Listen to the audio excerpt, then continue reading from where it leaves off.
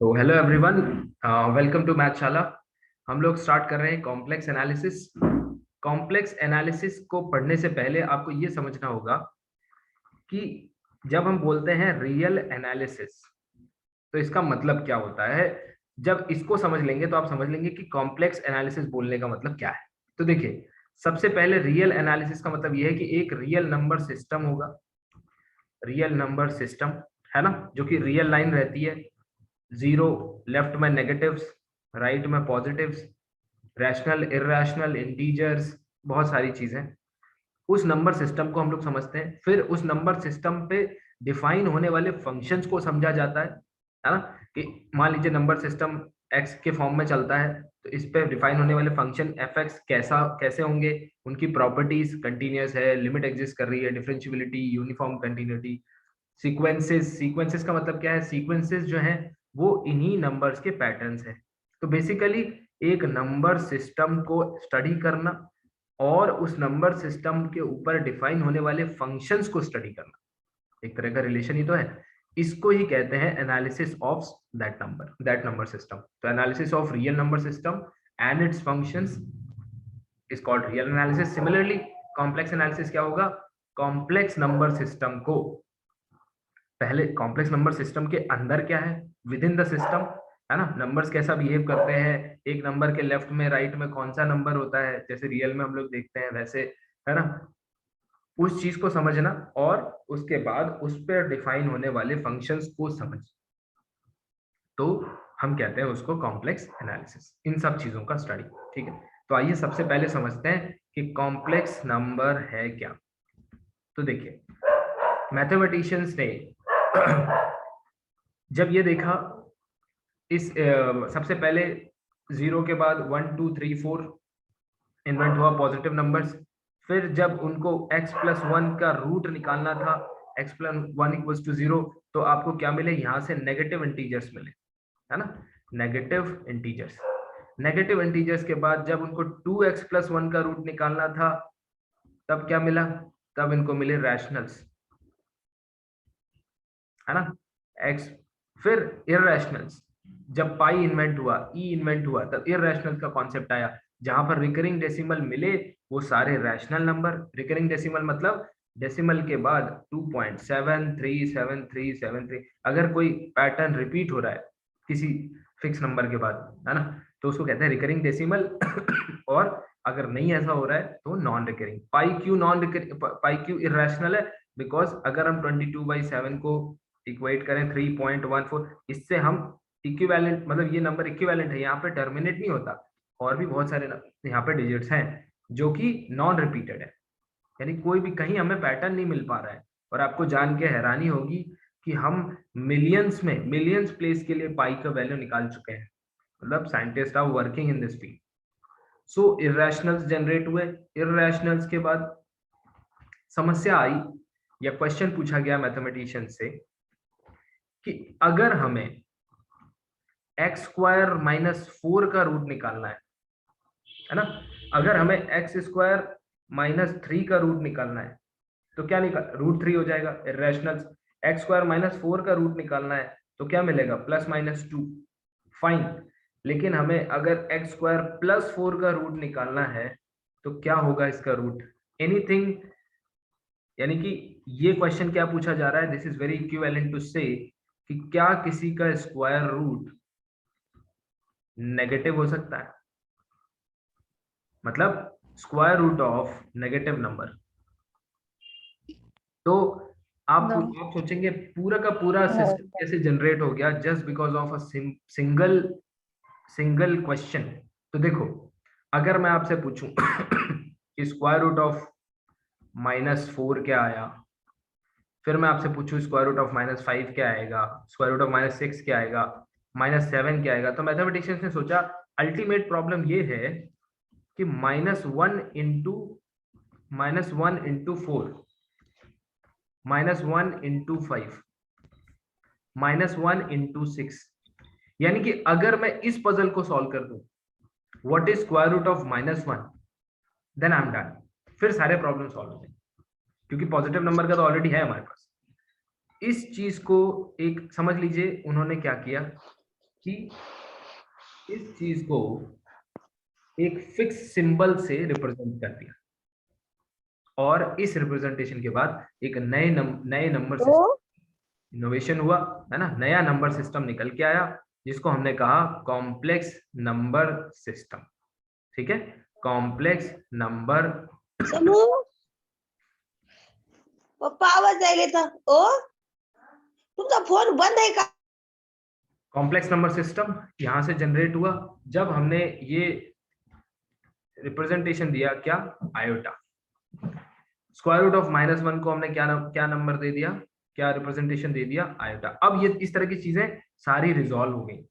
इसीलिए आपसे कोई पूछ सकता है, बात इतनी सी नहीं थी कि नेगेटिव नंबर्स का स्क्वायर रूट क्या होगा, है ना, बात सिर्फ इतनी नहीं थी कि x² + 4 का क्या होगा रूट, x² + 6 का रूट क्या होगा। एक साथ सिर्फ मैथमेटिशियन ने सोचा सिर्फ इतने को अगर अपन रिजॉल्व कर दें, अगर इसको एक कोई फिक्स रिप्रेजेंटेशन दे दें, then we can solve the whole problem. सिर्फ इसको रिप्रेजेंटेशन देने से आपका देखिए सारा प्रॉब्लम सॉल्व हो गया। ठीक है, और यहां से जन्म हुआ एक नए नंबर सिस्टम का जिसको हम कहते हैं कॉम्प्लेक्स नंबर सिस्टम। और वो बना कैसे, तो वही एक डायमेंशन एक्सटेंड करके। यानी हमेशा ये सोचा गया कि कोई भी नंबर कॉम्प्लेक्स का, अगर आप लिटरल मीनिंग देखें, अगर आप अपनी डिक्शनरी में उठा के देखें तो कॉम्प्लेक्स का मतलब क्या होता है, mixed, a number which is mixed. Mix मतलब कम से कम दो चीजें मिली हुई होनी चाहिए। तो कौन सी दो चीजें मिली हुई होती हैं, एक को कहा गया रियल पार्ट, और वो पार्ट जिसके अंदर आप आयोटा इंक्लूड करते हैं उसको कहा गया इमेजिनरी पार्ट, इमेजिनरी पार्ट। ठीक है, इनसे मिलके बना कोई भी कॉम्प्लेक्स नंबर। जो रेगुलर रिप्रेजेंटेशन है वो आपको सिखा देता हूं ताकि आप इंटरमीडिएट, अगर आप में से कोई भी इंटरमीडिएट स्टूडेंट को पढ़ाना चाहता है तो वो अच्छे से पढ़ा सकते हैं। सो z, अगर आप एक कॉम्प्लेक्स नंबर को लेते हैं तो उसका एक real part plus iota times imaginary part. बहुत सारे लोग तो बिल्कुल सिली मिस्टेक कर देते हैं, क्या, कि जैसे लिखा हुआ है, फॉर एग्जांपल एक कोई पूछे कोई एक कॉम्प्लेक्स नंबर बताओ तो 2 + 3 आयोटा, तो कोई पूछे व्हाट इज इमेजिनरी पार्ट, सो ये वाला पार्ट जो है वो इमेजिनरी पार्ट, ये है आपका इमेजिनरी पार्ट और ये है आपका रियल पार्ट, रियल पार्ट। ठीक है, लेकिन आयोटा के साथ इंक्लूड नहीं करना है, क्यों, क्योंकि वो आयोटा ही है जो ये रिप्रेजेंट कर रहा है कि मेरे साथ आने वाला कोफिशिएंट इमेजिनरी कहलाएगा। ये आयोटा ही है जो बता रहा है कि एक इमेजिनरी पार्ट भी हमारे साथ चलता है, किसी नंबर के साथ एक इमेजिनरी पार्ट भी चलता है ना। कितना अच्छा हो अगर आपको पता चले कि आप जब सुनसान रास्तों पे अकेले जा रहे होते हैं तो एक इमेजिनरी, समझ रहे हैं ना, एक इमेजिनरी आकृति भी आपके साथ चलती है ना। तो this plus this represents whole.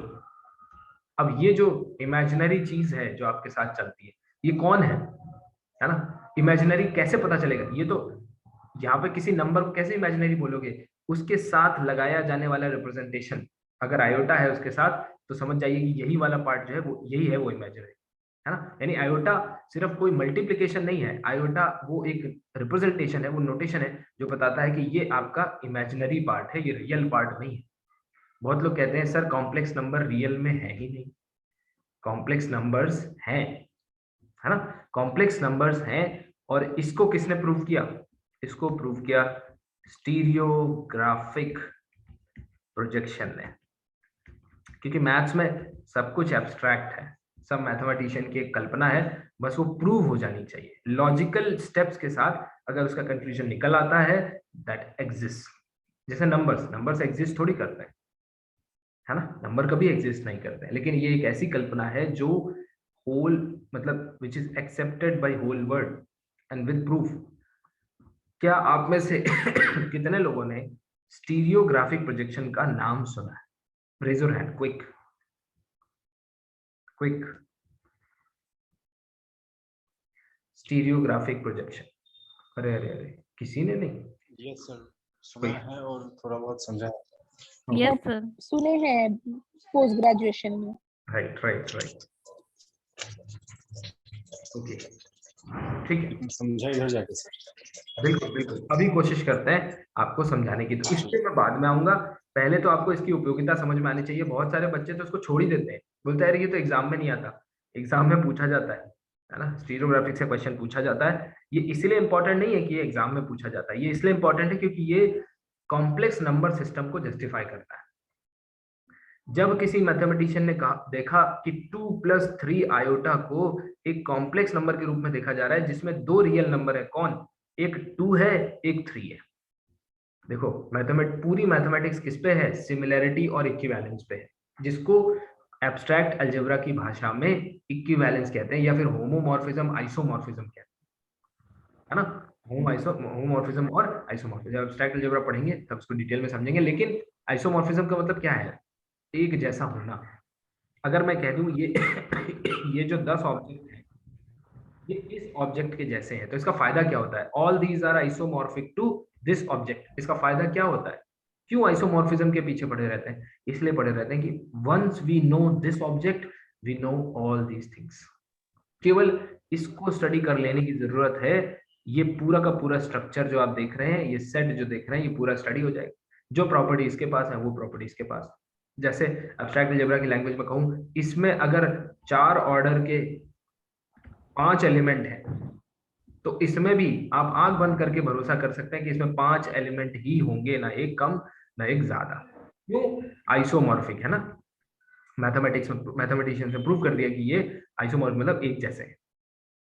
तो यहाँ पर दिमाग का इस्तेमाल किया गया और सोचा गया कि क्या इसको किसी स्ट्रक्चर से मैच करा सकते हैं।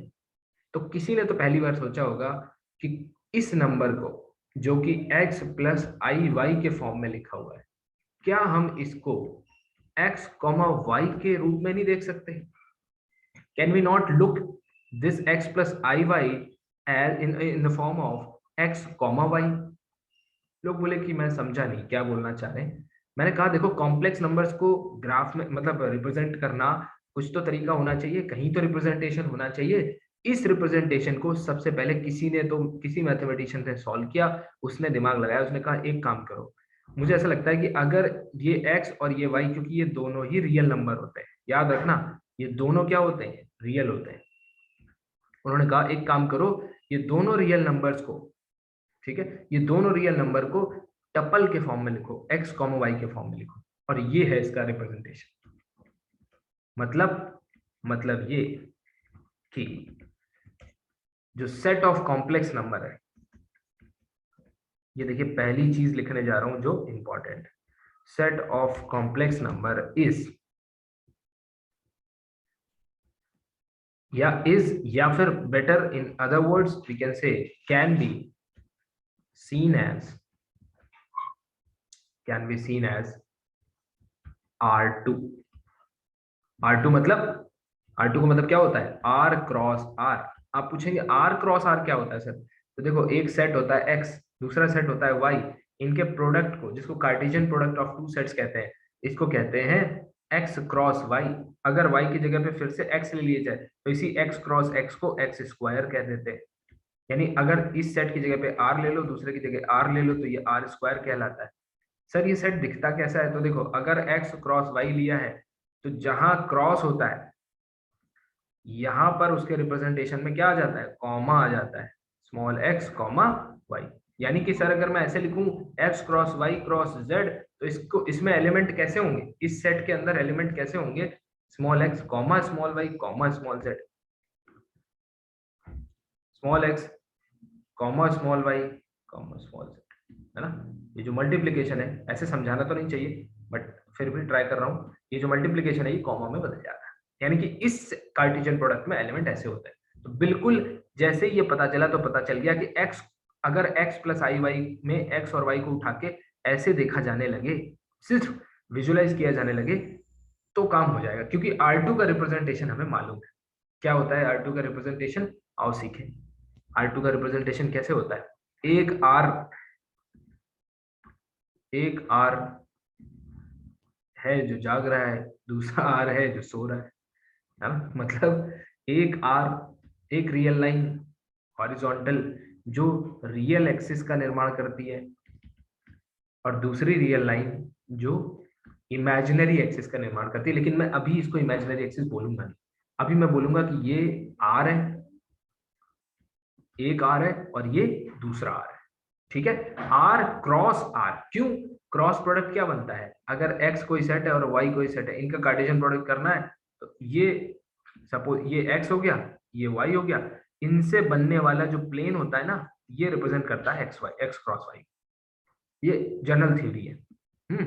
ये तो अब इनसे बनने वाला ये जो प्लेन होता है ना, ये पूरा जो प्लेन बनने वाला है, यानी कि एक आपके पास छड़ी थी ऐसी, फिर एक दूसरी छड़ी ऐसे कर दी क्रॉस, तो अब ये दो छड़ी नहीं है। अब अगर आप इनको जमीन पर रख दें तो ये एक प्लेन का निर्माण करने लायक हो गए। They are eligible to form a plane. ठीक है, अब देखिए ये जो प्लेन बनता है, ये जो प्लेन आप देख रहे हैं, इसी प्लेन को कहते हैं कॉम्प्लेक्स प्लेन, और इसी में होते हैं कॉम्प्लेक्स नंबर। किसने बताया? जिसने ये बताया कि एक्स प्लस वाई आई वाई को कैसे देखा जाना चाहिए, एक्स कॉमा वाई के जैसा देखो, काम हो जाएगा। तो मैंने कहा वाई कौन है? वाई है इमेजिनरी पार्ट, तो वाई कहाँ होना चाहिए? वाई एक्सिस पे। कोई पूछे वाई को यहाँ ला सकते हो, मतलब उल्टा कर सकते हैं, इसको इमेजिनरी, इसको बिल्कुल वाई क्रॉस एक्स। क्यों? क्योंकि कार्टेशियन प्रोडक्ट में ऑर्डर बहुत इंपॉर्टेंट होता है। ए क्रॉस बी लिख रहे हो कि बी क्रॉस ए लिख रहे हो, एलिमेंट बदल जाते हैं, क्योंकि ए क्रॉस बी में एलिमेंट ए कॉमा बी टाइप के होते हैं और बी क्रॉस ए में बी कॉमा ए टाइप के होते हैं। और आप जानते हैं कि 1,2 और 2,1 दोनों अलग अलग बातें हैं, दे आर टोटली डिस्टिंक्ट। ठीक है, तो ऐसा कर सकते हैं, लेकिन आपको वाई क्रॉस एक्स लिखना पड़ेगा। बहुत बार लोग इसको ऐसे भी लिखते हैं आर, और इसको लिखते हैं आई आर। अब फिर वही आई क्यों लगाते हैं? क्या आई का मल्टीप्लीकेशन है? बिल्कुल नहीं, आई रिप्रेजेंटेशन है कि ये इमेजिनरी एक्सिस है। तो आओ हम भी लिख देते हैं क्या, इमेजिनरी एक्सिस। आपने कहा सर R2 तो हमें पता है, इसमें एलिमेंट होते हैं x, y टाइप के। मैंने कहा x, y को किसी ने सिखाया है कि x, y को ही x प्लस वाई आई वाई के रूप में देखा जाना चाहिए। जब x, y को देखते हो तो इसका मतलब क्या होता है? x जो है वो ये डिस्टेंस हो गई, और y जो है वो ये डिस्टेंस हो गई, यानी कि x, y। अब x, y ओरिजिन से अगर इस पॉइंट को मिलाया जाए तो हम कहते हैं कि ये जो प्लेस है, ये जो प्लेस है, ये किसका प्लेस है? x, y का। इसी को आप x प्लस आई वाई का प्लेस देख सकते हैं। जैसे मैं आपसे कहूं इस रियल लाइन में ये है ओरिजिन, 2 कहाँ होगा? 2। अब बोलोगे सर ये 2 होगा, 1 कहाँ होगा? ये 1 होगा, 1 प्लस 1.2 कहाँ होगा? सर इसी के बीच में होगा 1.2। ऐसे ही अगर मैं आपसे पूछूं 2 माइनस 3i कहाँ होगा, तो क्यों कहते हो कि सर x2 चलो और y माइनस 3 चलो? क्यों? ये तो क्रॉस प्रोडक्ट, यानी कि ये तो कार्टेशियन प्रोडक्ट x, y का डेफिनेशन है ना। तो ये होमोमॉर्फिज्म, या फिर मैं ये बोलूं कि ये इक्विवेलेंस जिसने शो किया कि x प्लस आई वाई को आप x, y के रूप में देख सकते हैं, उसी ने ये मैजिक दिया है कि आप 2 प्लस 3i को यहां देख सकते हैं, 2 माइनस 3i को यहां देख सकते हैं। अब ये डिस्टेंस, आइए आगे बढ़ते हैं।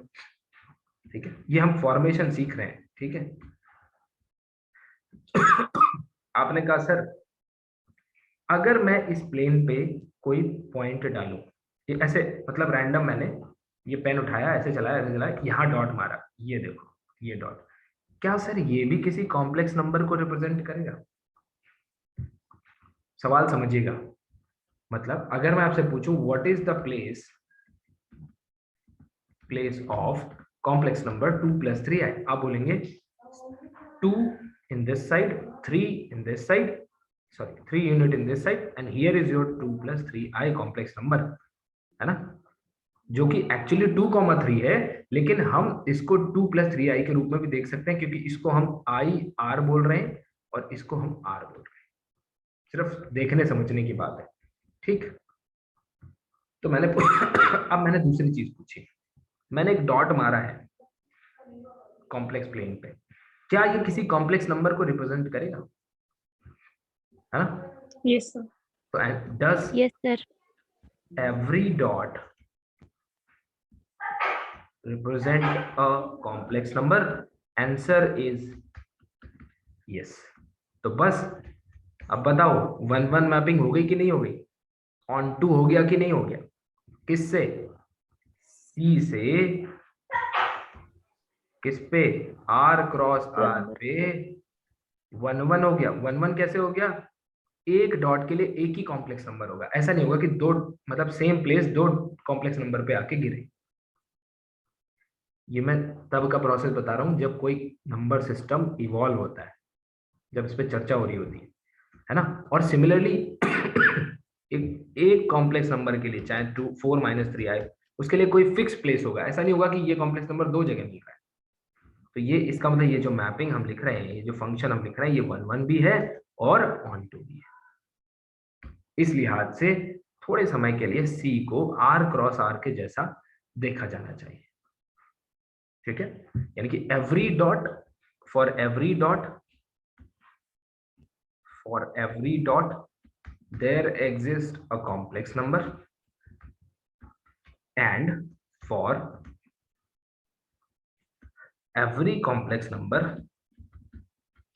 There exist a dot.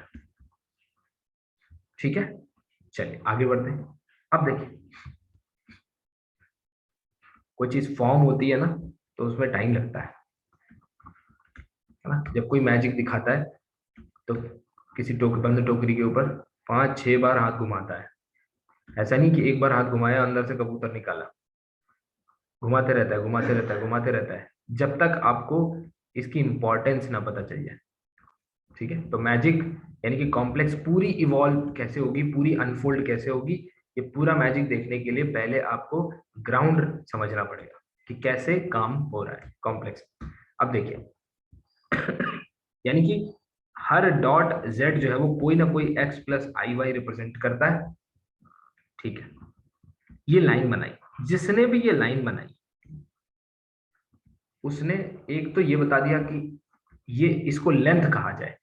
जैसे रियल लाइन पे ये 0 है, यहाँ पे 2 है, तो लेंथ इस पॉइंट, ये पॉइंट ओरिजिन से कितना दूर है, तो ये डिस्टेंस मेजर कर लो, पता चल जाएगा कितनी दूर है। ये पॉइंट ओरिजिन से कितना दूर है, तो ये डिस्टेंस मेजर कर लो, पता चल जाएगा कितना दूर है। वैसे ही कोई पॉइंट, ये पॉइंट कॉम्प्लेक्स से कितना दूर है, अब ये डिस्टेंस कैसे मेजर की जाए, इसके लिए किसका इस्तेमाल किया गया होगा? 10th लेवल की ज्योमेट्री। क्यों? देखो, इसको इससे मिला दो, राइट एंगल ट्रायंगल बन गया, है ना, और हो गया हमारा काम। क्यों? क्योंकि ये डिस्टेंस और ये डिस्टेंस, ये x है ये y है, तो ये अपने आप ही x square plus Y square root of x square plus Y square हो गया। इसको दिया गया मॉड z का नाम। मॉड हमेशा किसको रिप्रेजेंट करता है? मैग्नीट्यूड को, यानी किसी कॉम्प्लेक्स नंबर का मैग्नीट्यूड क्या है, so that is square root of x square plus Y square. जिसने भी ये बनाया उसने एक और चीज नोटिस करी कि मान लो ये कॉम्प्लेक्स नंबर है अगर मैं इस कॉम्प्लेक्स नंबर को रिप्रेजेंट करना चाहूं तो ठीक है, मैं इसको फिर से ओरिजिन से इसको मैच कराऊंगा, है ना, और क्या करूंगा, ओरिजिन से इसको मैच कराऊंगा और इसकी डिस्टेंस यहां से निकालूंगा, मॉड z हो जाएगा, ये दूसरा कॉम्प्लेक्स नंबर आ जाएगा। लेट अस से ये z1 है, ये z2 हो जाएगा, ये z3 हो जाएगा। मैंने कहा एक पैटर्न नोटिस करो, अगर आप एक स्टिक लो, ठीक है, ऐसे पकड़ो और इसको पूरा ऐसे रिवॉल्व कर दो, ऐसे घुमा दो, तो आपको नहीं लगता कि हर पॉइंट के इस पूरे रास्ते में आपको अलग अलग कॉम्प्लेक्स नंबर्स मिलेंगे और अनकाउंटेबल कॉम्प्लेक्स नंबर्स मिलेंगे, इनफाइनाइट कॉम्प्लेक्स नंबर्स मिलेंगे? ट्रू और yes sir, true sir. Infinite complex numbers. इसका मतलब रोटेशन का इंपॉर्टेंस है। अगर मैं एक पैरामीटर यहां इंट्रोड्यूस कर दूं जिसको मैं थीटा नाम दे दूं या अल्फा नाम दे दूं, बीटा कुछ भी दे दूं, है ना, तो उसको रोटेट करते समय जैसे as theta gets changed we will get different complex numbers. Clear है इतनी बात? थीटा जैसे चेंज करोगे वैसे वैसे आपको डिफरेंट कॉम्प्लेक्स नंबर्स मिलेंगे। लेकिन एक इसमें भी पॉइंट है, क्या थीटा मान लो ये है ना, फिर हमेशा एंटी क्लॉकवाइज लिया जाता है पॉजिटिव के सेंस में, अगर वो क्लॉकवाइज एंगल है तो वो ठीक है। फिर एक्स एक्सिस से मेजर किया जाता है। कोई पूछे एक्स एक्सिस से ही क्यों करते हो, देखो ये नेचुरल कन्वेंशन है, जब ये नंबर्स इवॉल्व हो रहे होंगे तो किसी एक एक्सिस को तो एग्री पे सबको एग्री करना था, तो उन्होंने इस एक्सिस पे एग्री किया। आप चाहो पूरा सिस्टम खुद से डिजाइन करके इस एक्सिस को मान सकते हो, आप ये वाला एंगल मेजर करो, कोई दिक्कत नहीं है ना। लेकिन जो स्टैंडर्ड कन्वेंशन है वो ये है कि रियल एक्सिस से पॉइंट उठेगा और कहाँ जाएगा, लाइन तक, जहां लाइन है उतने एंगल को मेजर कर लिया जाएगा। ठीक है, एक इंपॉर्टेंट पॉइंट है इसमें, अगर किसी ने नोटिस किया हो सर डिफरेंट रियल नंबर तो मिलेंगे, बट एक चीज है जो चेंज नहीं होगी, बता सकते हैं इस पूरे प्रोसेस में? उसका मैग्नीट्यूड। हाँ सर डिस्टेंस फ्रॉम ओरिजिन इस पूरे सर्कुलर पाथ पे तो वही रहेगा। एग्जैक्टली, मैग्नीट्यूड वही रहेगा, विल बी सेम, यानी कि मैग्नीट्यूड जो है वो पूरे प्रोसेस में सेम रहेगा। यानी कि अगर इस लाइन पे यहाँ ये Z1 है और ये Z2 है, तो मॉड ऑफ Z1 जो है वो मॉड ऑफ Z2 के इक्वल होगा। ठीक है, ये पहली चीज है नोटिस करने वाली। दूसरी चीज क्या है, अच्छा मैग्नीट्यूड सेम होगा, इससे एक और चीज निकल के आती है कि अगर मैग्नीट्यूड हमें डिफरेंट चाहिए तो फिर सिर्फ रोटेशन से काम नहीं चलेगा, समझ रहे हैं? यानी कि अगर किसी वेक्टर को सिर्फ रोटेट किया गया है तो मैग्नीट्यूड चेंज नहीं होता है, ये भी इस बात से क्लियर हो जाता है। अगर मैग्नीट्यूड डिफरेंट चाहिए तो आप इसको मैग्नीफाई करिए, यानी कि आपको क्या करना होगा, वेक्टर को अल्फा शिफ्ट करना होगा z प्लस अल्फा पे, या फिर अल्फा टाइम्स z, ये सारी चीजें ये मैग्नीफाई करेंगे, है ना, आपका जो मैग्नीट्यूड है वो चेंज कर देंगे। लेकिन अगर आप सिर्फ थीटा मतलब चेंज करेंगे तो फिर ये चेंज नहीं होगा। इसका मतलब ये हुआ मैथमेटिशियंस को पता चला कि यस किसी कॉम्प्लेक्स में एक नहीं पैरामीटर होते हैं।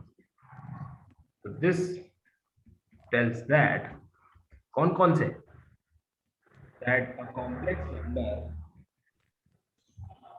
Has two parameters.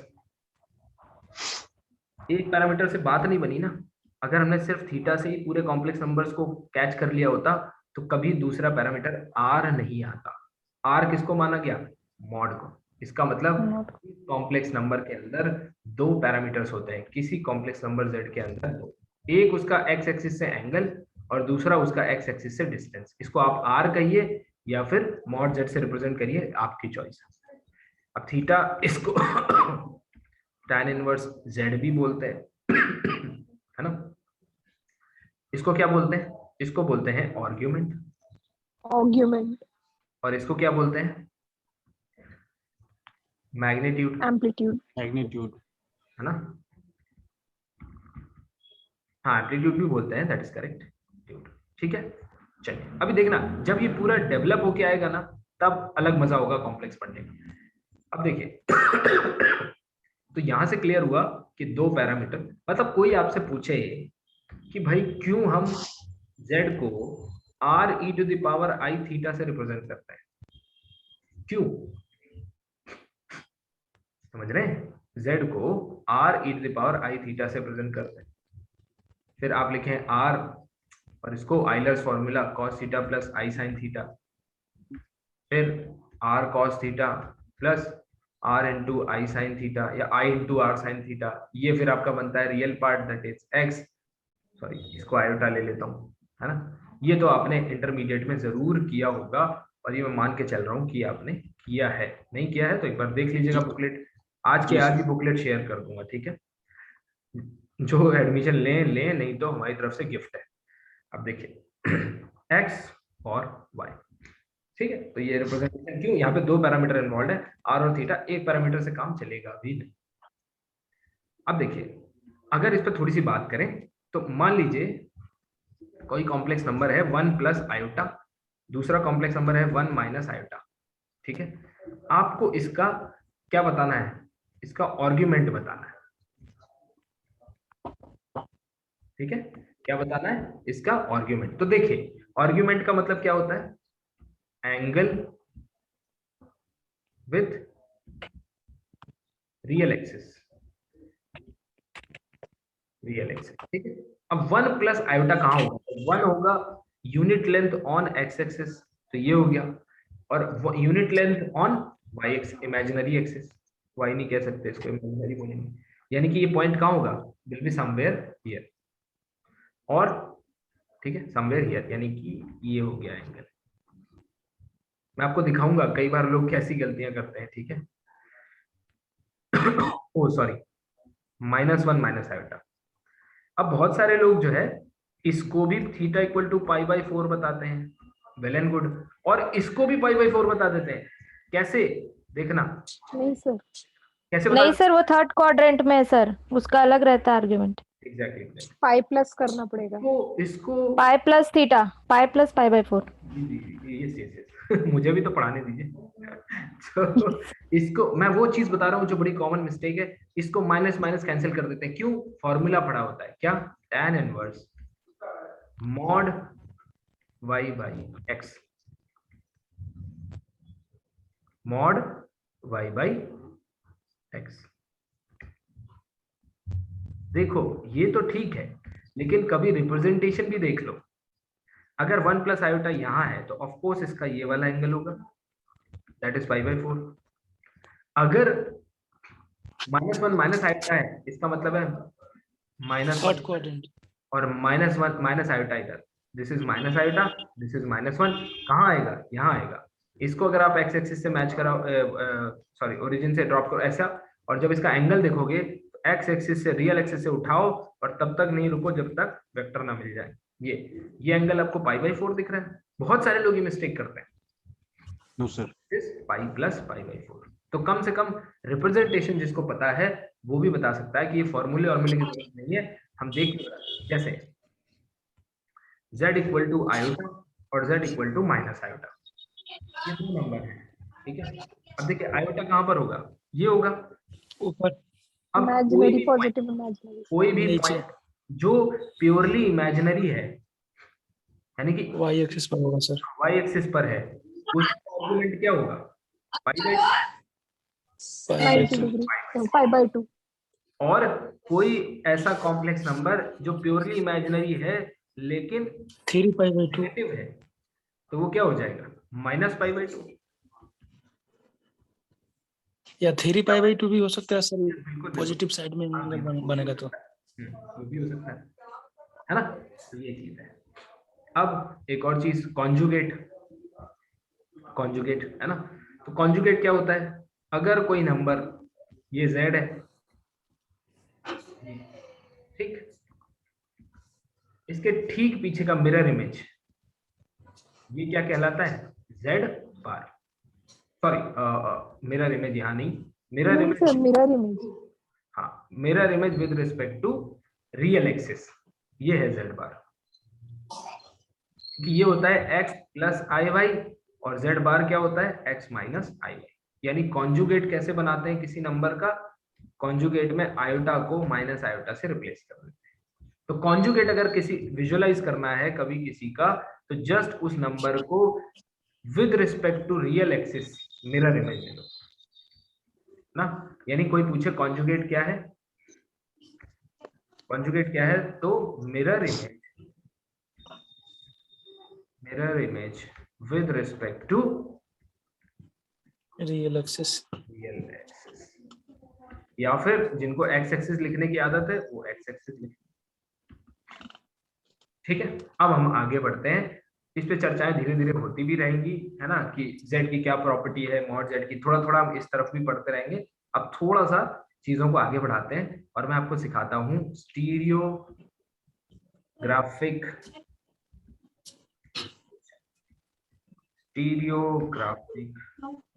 प्रोजेक्शन। ठीक है, बहुत इंपॉर्टेंट कॉन्सेप्ट है, ध्यान से सुनिएगा।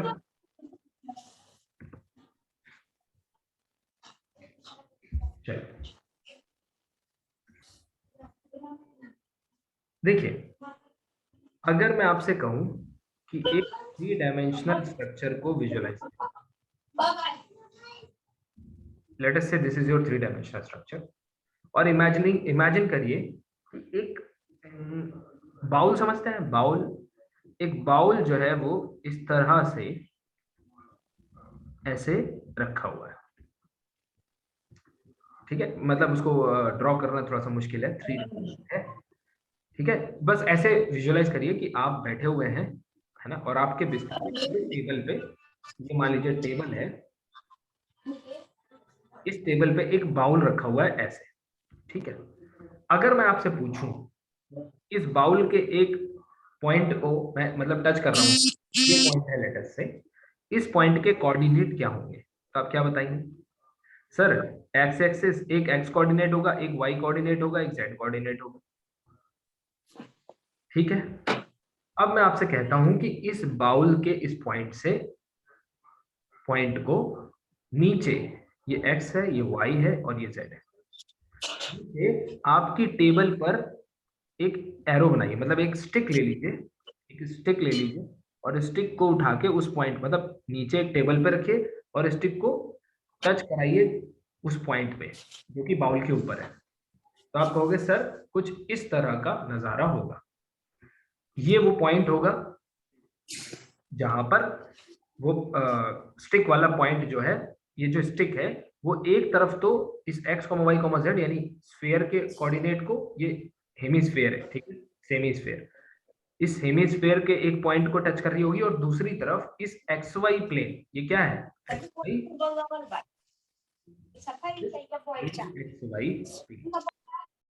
इस xy प्लेन को टच कर रही होगी। अब मैं आपसे पूछता हूं इस पॉइंट के कोऑर्डिनेट क्या होंगे? Will it be a 2 axis, I mean 2 dimensional coordinate और अ 3 dimensional coordinate? What do you think? Table के ऊपर कितने डायमेंशन होंगे? 3 डायमेंशनल सर होंगे। 2 डायमेंशन, नहीं 2, x y। This is x, y। Table के ऊपर सर सर 2 डायमेंशन होगा। टेबल के ऊपर 3 डायमेंशन कैसे हो जाएगी भाई, जब हाइट ही नहीं है? मैं कह रहा सर हूँ टेबल के ऊपर नहीं, 3 है और नीचे प्लेन 2 हो है। जाएगा ना सर वो। टेबल प्लेन पे सर 2 डायमेंशन ही होगा जी। हाँ, टेबल को प्लेन समझिए, प्लेन। प्लेन है, और जी ये जी, आपका, हमें लगा कि इसके ऊपर की बात नहीं है। नहीं, ये जब कोई मैं बात बोलूंगा नहीं। हेमिस्फीयर या सेमीस्फीयर तब ये है स्फीयर, ओके सर। ठीक है। इस स्फीयर के कोऑर्डिनेट्स को थोड़ा समझ लेंगे। स्फीयर, ये स्फीयर जो है इसकी रेडियस जो है, रेडियस जो है वो है तो इसका जो इक्वेशन है वो लिख देता हूं आपको, सॉरी, इसकी जो इक्वेशन है इसको समझ लिया तो आज की class Sarthak, X square plus Y square plus Z minus half whole square which is equal to 1/4, ठीक है। इसका मतलब है कि रेडियस जो है वो क्या है 1/2, और आप सोचेंगे कि ये सब क्यों बना रहा हूं, अभी देखना जादू दिखेगा आपको। और जो सेंटर है, सेंटर का क्या है कोऑर्डिनेट, 0 0 हाफ, यानी कि इसका सेंटर कहाँ पे दिखाई देगा आपको, अगर आप थोड़ा तरह से ऐसे विजुलाइज करें इस तरह से, तो ये सेंटर जो है आपका 0 0 हाफ, यानी कि समवेयर जेड एक्सिस पर। जेड एक्सिस पर 0 0 हाफ, इस तरह से लिया गया। अच्छा, यही क्यों चूज किया गया है? ये डेलिबरेटली चूज किया गया है, जानबूझ के। क्यों? किसी मैथमेटिशियन ने सोचा कि ये है मेरा स्फीयर, ठीक है, देखिएगा, ये है मेरा स्फीयर और ये है मेरी टेबल, ये मेरी टेबल है। अगर एक पॉइंट मैं इस स्फीयर पे चूज करूं, लेटर से मैंने ये चूज किया और इसको इस पे प्रोजेक्ट करूं, क्या करूं, प्रोजेक्ट, यहां से वर्ड आता है प्रोजेक्शन। तो ये एक 3 डायमेंशनल कोऑर्डिनेट जो स्फीयर पे दिखता है, ये इसको एक किसी 2 डायमेंशनल कोऑर्डिनेट से रिलेट करता है। क्या इतनी बात समझ में आ रही है? Is this clear? अगर मैं कोई दूसरा पॉइंट चूज करूं, लेट अस से x बार, y बार, z बार इसके कोऑर्डिनेट है, और इसको मैं टेबल पे मिलाऊं, है ना, इसको आप वही समझिएगा कि आपकी टेबल पे बाउल रखा हुआ है, इसको मिलाया, तो ये जो एक्स एक्सिस जहां पे एक्स वाई प्लेन को, ये एक्स वाई प्लेन है, कट करेगा, इसके कोऑर्डिनेट कुछ और होंगे, लेट अस से एक्स बार एंड वाई बार। ठीक है, याद रखिए ये आपका जो प्लेन है ये R2 क्रॉस R2 को रिप्रेजेंट कर रहा है, यानी सेट ऑफ कॉम्प्लेक्स नंबर को रिप्रेजेंट कर रहा है ना। और सेट ऑफ कॉम्प्लेक्स नंबर का इसमें जो इक्विवेलेंस है, मतलब ये कैसे हैं, वो दिखाया जा रहा है कि स्फीयर के माध्यम से, है ना, एक स्फीयर के माध्यम से दिखाया जा रहा है। फिर यहाँ का पॉइंट उठाओगे, ये कोई पॉइंट उठाओगे, x डबल बार, y डबल बार, z डबल बार, ये किसी किसी कॉम्प्लेक्स नंबर x डबल बार, y डबल बार को रिप्रेजेंट करेगा, यानी कि यहाँ पे ये नंबर कॉम्प्लेक्स बनते चले जाएंगे। अगर आप अपने अपने बाउल से कोई भी पॉइंट उठाओ, यहाँ कोई भी पॉइंट उठाओगे, आपको एक कॉम्प्लेक्स नंबर यहाँ पे प्रोड्यूस हो जाएगा। तो ये स्फीयर क्या है, this sphere is actually producing a complex number and each complex number which is lying here is associated with unique number on the sphere। कितनी बात समझ में? पीछे की तरफ भी होगा, है ना, इमेजिन करिए, ये तो चारों तरफ हो रहा है, मतलब पीछे भी तो टेबल के दूसरी तरफ भी तो है 3 डायमेंशन में। समझ पा रहे हैं? ये कटोरा रखा हुआ है, ये टेबल है। सर मीन्स वो स्टिक का जो ये अपन करेंगे वो एक्स वाई प्लेन मतलब वाई जेड प्लेन पे भी बन सकता है, एक्स जेड प्लेन पर भी बन सकता है। नहीं आप समझ नहीं रहे, वो कॉम्प्लिकेटेड हो जाएगा। अगर एक्स वाई प्लेन पे गिराइए, आप अपनी टेबल को ऐसे समझिए कि ऐसे है, ये पॉइंट्स गिर रहे हैं, समझ रहे हैं? ये बाउल है, ये बाउल 3 डायमेंशन है। स्टिक जो है सर, मतलब टेबल के सतह को छूना चाहिए। हाँ, उस तो पॉइंट को मतलब टेबल पे जहां इंटरसेक्ट करेगा, तो जहां इंटरसेक्ट करेगा वहां पे एक 2 डायमेंशनल कोऑर्डिनेट जनरेट करेगा, जो एक कॉम्प्लेक्स नंबर होगा। यस सर, ये इमेजिन कर पा रहे हैं? हाँ सर, उतना तो हो रहा है। समझ रहे हैं? लेकिन सर यहाँ जो स्फीयर होगा ये हमेशा इसी फॉर्मेट में होगा क्या, कि कुछ और भी चेंज कर सकते हैं अपन? मतलब मैं समझा नहीं आपका क्वेश्चन। मतलब स्टीरियोग्राफिक के लिए हमारा जो स्फीयर है X square plus Y square plus Z minus half square, यही लेके चलते हैं कि हमेशा? देखिए ये स्टैंडर्ड कन्वेंशन है। आप डाउट है, रेडियस हाफ ही क्यों सर लिए हम? वही सुनिए, मतलब यही जी सुनिए, ये स्टैंडर्ड कन्वेंशन है, आप कोई भी स्फीयर लेके चल सकते हैं। अभी मैं सिखाऊंगा, ये स्टैंडर्ड कन्वेंशन है, ये ऐसा नहीं है कि आप स्फीयर चेंज नहीं कर सकते, है ना।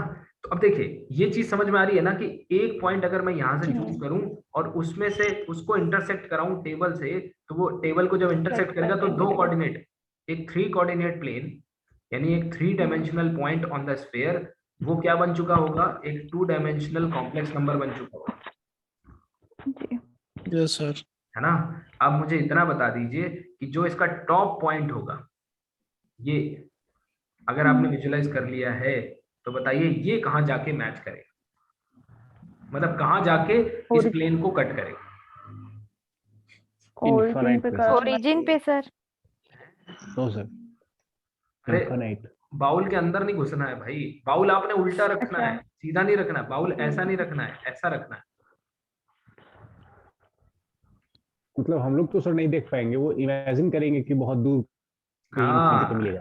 एग्जैक्टली, आप सही बोला है आपने, ठीक है। यानी सर जो जेड एक्सिस है सर, बाउल के बीचों बीच में होगा सर, तब हो पाएगा सर। ये देखो ऐसी कोई चीज है, ठीक है, ये आप पॉइंट्स, ये पूरी ऐसी 3 डायमेंशनल ज्योमेट्री है भाई, बाउल इमेजिन नहीं कर पा रहे हो, बताओ एमएससी करके रखा है।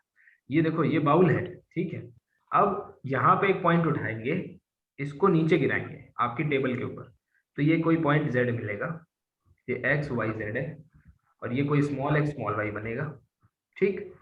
अब अगर मैं बाउल के ऊपर पॉइंट यहाँ ले लूं, तो ये और दूर जाके गिरेगा। ये बात क्लियर हुई? सोच के देखो, बाउल ऐसा रखा हुआ है, जब यहाँ करोगे तो यहाँ गिरेगा, जब यहाँ का पॉइंट उठाओगे तो दूर गिरेगा, और यहाँ का पॉइंट उठाओगे तो और दूर गिरेगा। अब मुझे बताओ, जब धीरे धीरे ऐसा करते करते यहाँ का पॉइंट उठाओगे तो ये कहाँ गिरेगा? ये तो सीधा निकल जाएगा, पैरेलल हो जाएगा सर, ये पैरेलल हो जाएगा, और यही जनरेट करता है इन्फिनिटी को, और इसको कहते हैं नॉर्थ पोल। तो ऐसा कहा जाता है कि स्फीयर के ऊपर हर एक जो 3 डायमेंशनल पॉइंट है वो एक कॉम्प्लेक्स नंबर को जनरेट करता है, सिमिलरली एक कॉम्प्लेक्स नंबर किसी एक स्पेसिफिक 3 डायमेंशनल कोऑर्डिनेट पॉइंट जो है स्फीयर पे उससे एसोसिएटेड है, लेकिन जो नॉर्थ पोल है वो किससे एसोसिएटेड है, वही इंफिनिटी से एसोसिएटेड है। इसीलिए कॉम्प्लेक्स नंबर में इंफिनिटी को एक नंबर दिया जाता है, कहते हैं वो नंबर जहां पर नॉर्थ पोल प्रोजेक्ट होता है।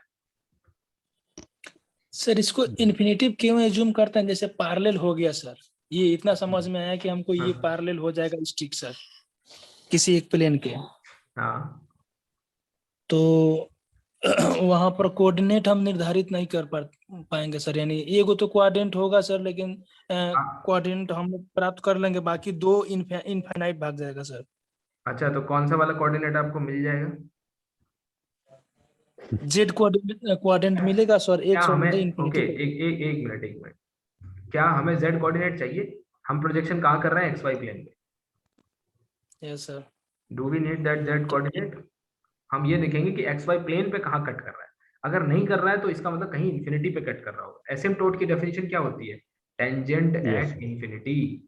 तो क्या वो कभी मिल जाते हैं? नहीं, हम ऐसी कल्पना करते हैं कि इन्फिनिटी पे जा रहा होगा। सर लंबे लंबे जो वायर्स होते हैं, ये बिजली वाले 11,000 वोल्ट 22,000 वोल्ट, वो दिखते हैं बहुत दूर से कि आपस में मिल जाएंगे कहीं जाकर के, एग्जैक्टली होते हैं। तो ये समझ रहे हैं, ये पॉइंट जब प्रोजेक्ट किया जाएगा कहाँ, यहाँ, तो ये एक कॉम्प्लेक्स नंबर x, y को जनरेट करेगा। ये capital X, capital Y, capital Z, ठीक। लेकिन जब ये वाला पॉइंट प्रोजेक्ट किया जाएगा तो ये थोड़ा दूर प्रोजेक्ट होगा। ये हो जाएगा, ये मान लीजिए कोई नंबर है क्या, capital X1, capital Y1, capital Z1, और ये हो जाएगा capital X1 small x1 comma small y1।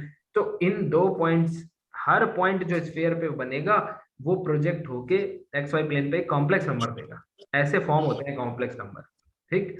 और जो नॉर्थ पोल होगा वो सीधा निकल जाएगा, तो ये किसको जन्म देगा? इन्फिनिटी। तो पहला पॉइंट, फॉर एवरी पॉइंट सिर्फ प्लस इन्फिनिटी ही सर। देखिए अब मैं आपसे पूछूं, क्या कॉम्प्लेक्स नंबर में प्लस माइनस इन्फिनिटी होते हैं? तो क्या बताओगे? No sir. क्यों नहीं होते हैं? क्यों? क्योंकि इस पोल से निकलने वाला पॉइंट कहीं टच नहीं करता है, ना वो नेगेटिव की तरफ जाता हुआ दिख रहा है ना पॉजिटिव की तरफ, इसलिए सिर्फ यहाँ पे पॉजिटिव और नेगेटिव इन्फिनिटी नहीं है, यहाँ पे सिर्फ इन्फिनिटी। नॉर्थ पोल पर कहीं भी जा सकता है सर।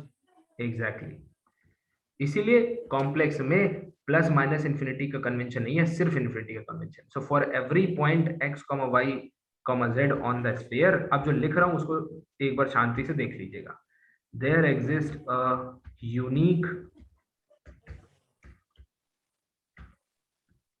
Complex number. अच्छा, ये कॉम्प्लेक्स नंबर क्यों बना? 2 dimensional plane. Complex number z equal to x, y when projected, unique याद रखेगा, ठीक।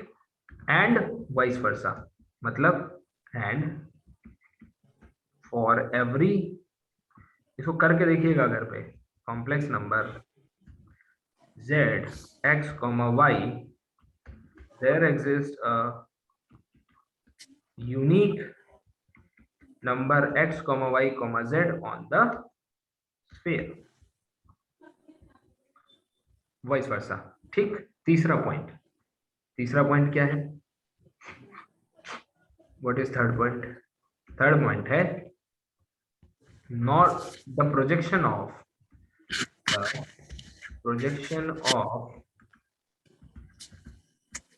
North pole is infinity. That's why infinity is a number in complex number, है ना। इसको नंबर की तरह ट्रीट किया जाता है, complex number system, and it does not have sign. क्यों? क्योंकि जब स्टीरियोग्राफिक प्रोजेक्शन से कॉम्प्लेक्स नंबर बनाए जा रहे थे प्रोजेक्शन के द्वारा कॉम्प्लेक्स नंबर बनाए जा रहे थे तो कहीं भी डायरेक्शन का जिक्र नहीं हो पाया कि ये पॉजिटिव है ये नेगेटिव है ना, कि ये पॉजिटिव है और ये नेगेटिव डायरेक्शन है, ऐसा कहीं नहीं हो पाया। So it does not have sign. अब सवाल ये उठता है, जो क्वेश्चन पूछे जाते हैं ऐसे बना होगा, ये पॉइंट होगा capital X capital Y capital Z, इसको प्रोजेक्ट किया जाएगा एक्स वाई प्लेन पे और इससे बनने वाला कॉम्प्लेक्स नंबर पूछ दिया जाएगा। मतलब मुझे लग रहा है कि आप समझ रहे होंगे। फॉर एग्जांपल क्या किया जाएगा, 1, 2, 3 से बनने वाला कॉम्प्लेक्स नंबर बताइए। या फिर दूसरा क्वेश्चन, 2 + 3 आयोटा किससे बनता है, वो x, y, z, वो पॉइंट बताइए स्फीयर पे जिससे वो बनता है। ठीक है। और तीसरा कॉन्सेप्ट होता है chordal distance. Chordal distance 5 minute बस शांत होकर सुन लीजिए, आपका काम हो गया। तो इसके लिए फॉर्मूला है, देखिए क्या है वो फॉर्मूला। तो case 1, if point on the sphere is given, if point on the sphere is given x, y, z is given, तो कॉम्प्लेक्स नंबर पूछा जा रहा है and small x, small y is asked. ये गेट में कई बार पूछ दिया जाता है। तो देखो फॉर्मूला क्या है, small x is equal to capital X upon 1 minus z और small y is equal to capital Y upon 1 minus z. Just a second.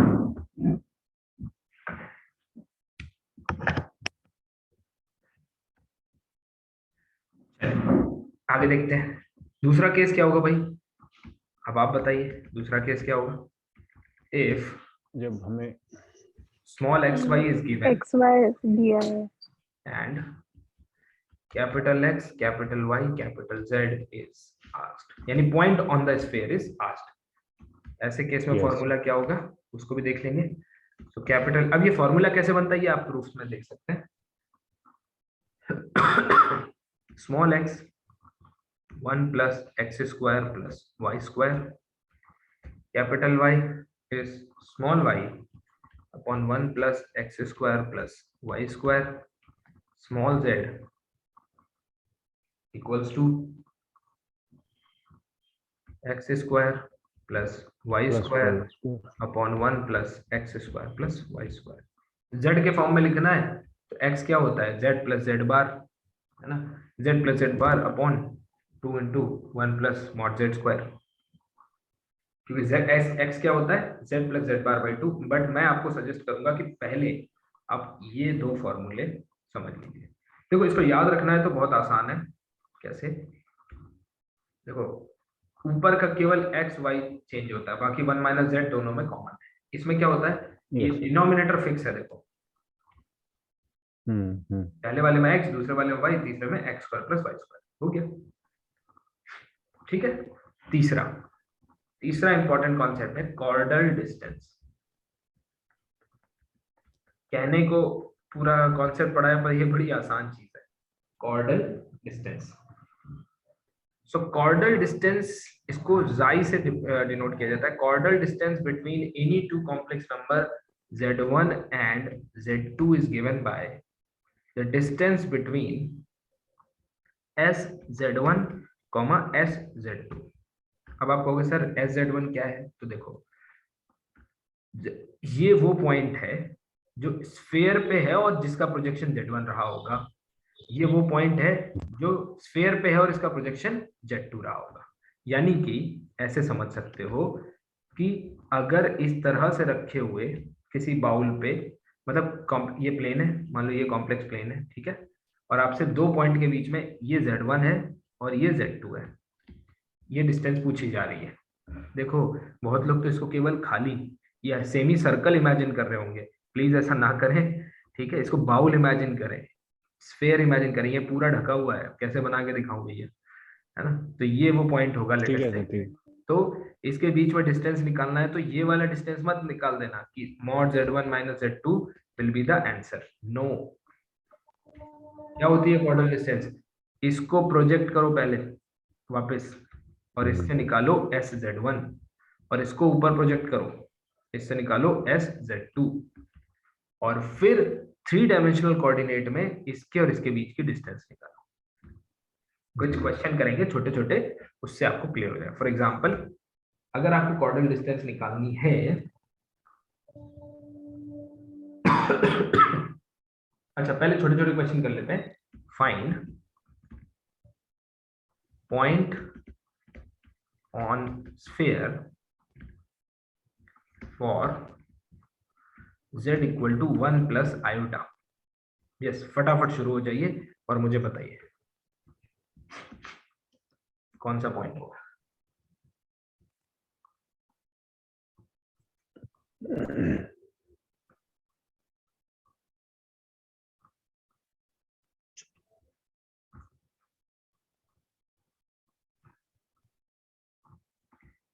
Find 1/3 1/3 1/3 1/3 1/3 2/3 और 2/3 yes 1/3 and 2/3 वेरी गुड। 2/3 अब आप शायद अगर इसको विजुअलाइज करना है तो कैसे करोगे, ऐसे करोगे कि सर अगर ये रहा कॉम्प्लेक्स नंबर हमारा 1 प्लस आयोटा, ये किसको मतलब किसको प्रोजेक्ट करने से 1 प्लस आयोटा मिल रहा होगा, ये वो पॉइंट है। कौन सा, 1/3 1/3 2/3।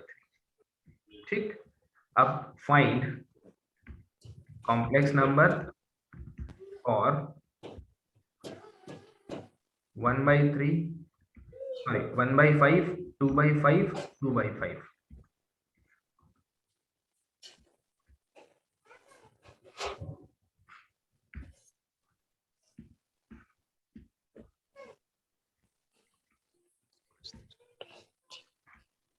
Find chordal distance 1/-3 और 2/-3। ओके देखते हैं क्या क्या कह रहे हैं आप। 1/3 1/-3 1/3 आ रहा है, 1/3 और 2/3 आ रहा है सर। मतलब क्या 1 plus X complex number 1/3 plus I 2/3। ऐसे बताया करिए समझदार बच्चों की तरह। ये देखो मैंने कॉम्प्लेक्स नंबर पूछा था ना, 1/3 2/3 कैसे हो सकता है, तो ये है वो 1/3 प्लस वो कॉम्प्लेक्स नंबर। ठीक है, ये है वो कॉम्प्लेक्स नंबर। तो अब मैं आपसे पूछूं find the chordal distance between infinity and 1 plus iota या फिर 1 माइनस आयोटा, बताइए। शुरू हो जाए।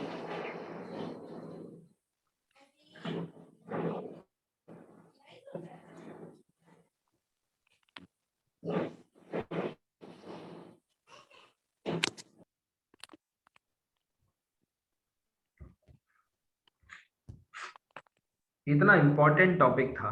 देखिए ये टॉपिक थोड़ा सा डिफिकल्ट है, अगर मुझे टेम्प्ट करना हो तो मैं आप लोगों को इजी कॉम्प्लेक्स नंबर सिस्टम या फिर उससे बनने वाली चीजें पढ़ा सकता हूँ, बट मुझे किसी को टेम्प्ट नहीं, किसी धोखे में नहीं रखना है कि 1 प्लस आयोटा का आर्गुमेंट निकालने से आप नेट निकाल सकते हैं।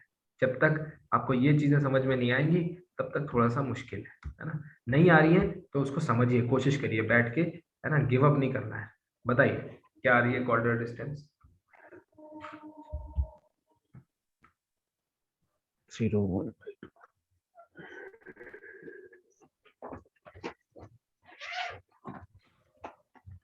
अच्छा एक बात बताइए, कॉर्डल डिस्टेंस, यस बोलिए,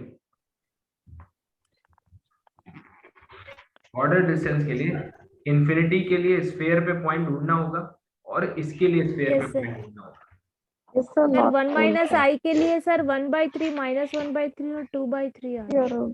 ठीक है, क्या इसके लिए नहीं मिला सर 0 0 2/3 0 0 1 नॉर्थ पोल ही तो है जो इंफिनिटी पे जाता है। Yes sir. इसीलिए तो एक क्वेश्चन दिया था कि अगर आ जाए तो गलती ना करें।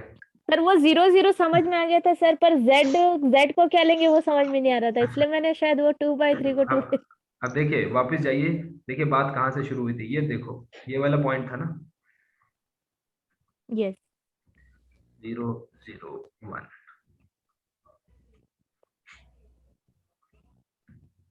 यस बताइए अब क्या सर करना है, नॉर्थ अब डिस्टेंस होने के निकाल, सर नॉर्थ पोल को सिर्फ 0 0 1 ही लेंगे सर। ये देखिए स्टैंडर्ड कन्वेंशन है, अगर आप कुछ और लेंगे तो आपका आंसर बदल जाएगा, फिर गड़बड़ हो जाएगी, है ना। किसी को तो कोई कोऑर्डिनेट लेके बनाना ही था, तो उन्होंने यूनिट उस पे बना दिया, मतलब 0 0 1 का प्रोजेक्शन दिखा दिया। सर एक सवाल था, आप थोड़ा स्लाइड पीछे करेंगे? हाँ मैं इसका वो डिस्टेंस निकाल देता हूँ, फिर मैं आप जरूर पूछ सकते हैं। जी तो ये है 0 + 1/3, किसी ने निकाला है भाई, क्या आ रहा है 1 - 2 सर रूट ओवर 1/√3 आ रहा है सर। 1/√3 आगे √3 कोऑर्डिनेट डिस्टेंस गेट में कई बार एक नंबर में पूछ दिया जाता है, ठीक है। तो ये this is all about orthogonal sorry stereographic projection. कोई पूछे किस काम आता है, तो कॉम्प्लेक्स नंबर सिस्टम का रिप्रेजेंटेशन दिखाता है। कोई पूछे इन्फिनिटी क्या है, रियल लाइन पे और कॉम्प्लेक्स लाइन पे इन्फिनिटी को कैसे डिस्टिंग्विश करोगे, तो आप साफ साफ बता सकते हैं कि सर देखो दोनों के कन्वेंशन अलग अलग है ना, इसमें इन्फिनिटी कैसे बनता है और उसमें इन्फिनिटी कैसे बनता है, दोनों को मैंने समझा दिया है।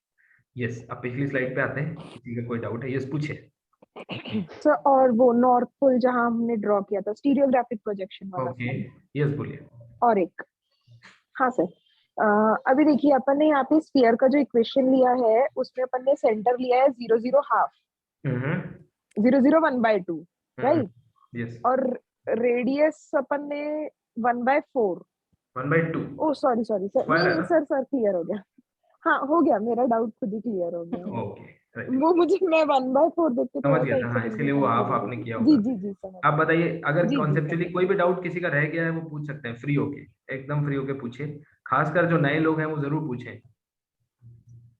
सर जो फॉर्मूले हैं केस 1 केस 2 केस 3 वाले, हाँ तो उसमें स्फीयर हमेशा यही रहेगा कि मतलब हर स्फीयर के लिए वो फॉर्मूले लग देखिए जाएंगे? यही तो ना समझिए, कैसे बताऊं मैं कितने बार बोल चुका हूँ कि ये स्टैंडर्ड, जब मैथमेटिशियंस ने ये कन्वेंशन ड्रॉ किया तो ये स्टैंडर्ड स्फीयर लेके शुरू किया, तो जो फॉर्मूले हैं वो स्टैंडर्ड स्फीयर के लिए आए होंगे। आपको स्फीयर चेंज नहीं करना है, अगर आप स्फीयर चेंज करेंगे तो पूरा सिस्टम चेंज करके ये नए फॉर्मूले बनाने पड़ेंगे। तो आपको स्फीयर चेंज करने के लिए ना कभी पूछेगा, और आप खुद से सोचेंगे तो स्फीयर चेंज करने पर सारी चीजें चेंज हो जाएंगी, है ना। वो सिर्फ आपसे, ये बिल्कुल फिक्स्ड है ये चीजें, है ना, ये भी फिक्स्ड है, ये भी फिक्स्ड है, ये फिक्स्ड है और ये फिक्स्ड। Yes particular